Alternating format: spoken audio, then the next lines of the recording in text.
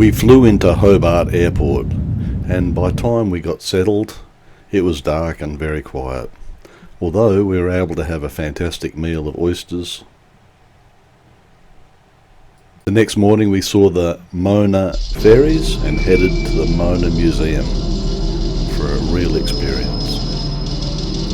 And this is a very small part of what we actually saw at the museum.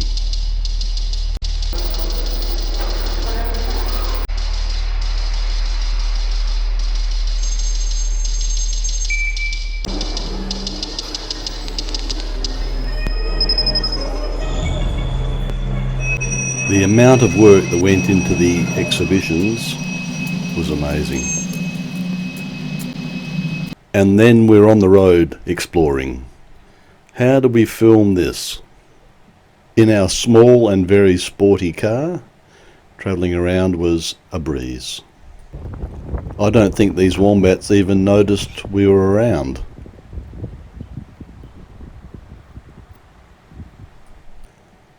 And this is our Airbnb at Coles Bay.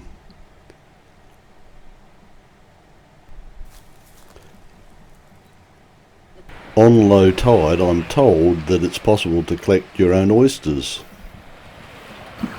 There seem to be magnificent walk trails everywhere.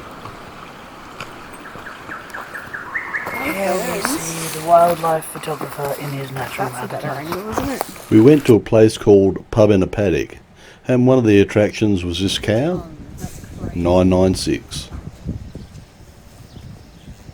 She seemed to enjoy our company, and a good old back. Perfect conditions here allowed the lichen and fungus to grow, and the old growth forest to prosper. An abundance of water and waterfalls certainly contrasted the conditions we experience in Western Australia.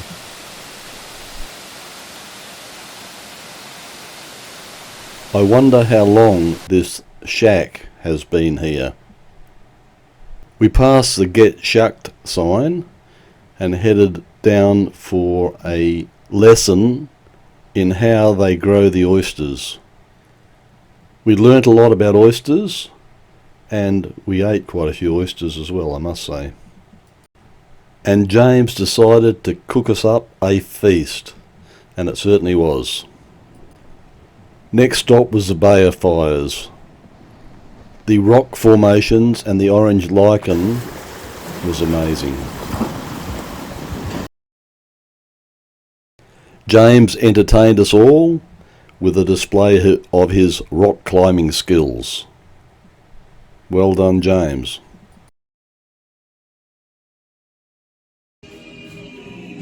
Dad, get out! You're in the way. Apparently I was upsetting the photo shoot. Okay, now. And this is the classic view, I guess, from Mount Wellington.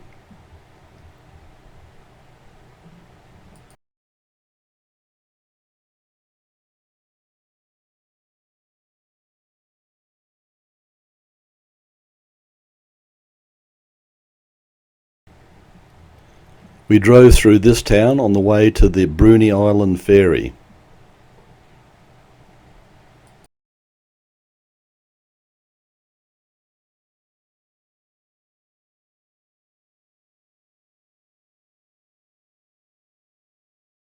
And there it is.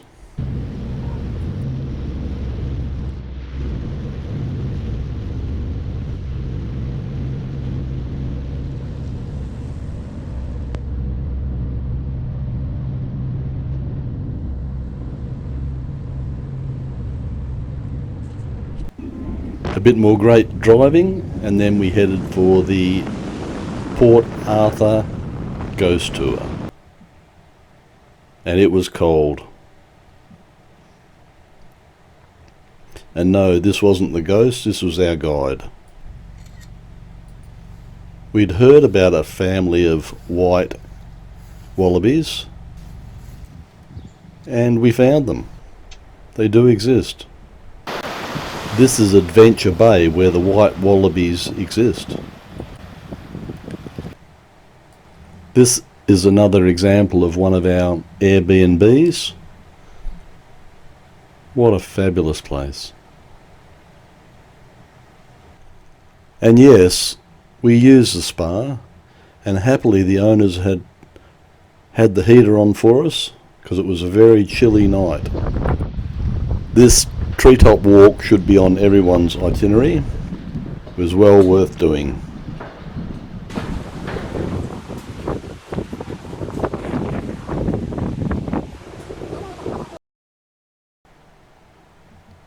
As always, never, never, ever, ever let it end.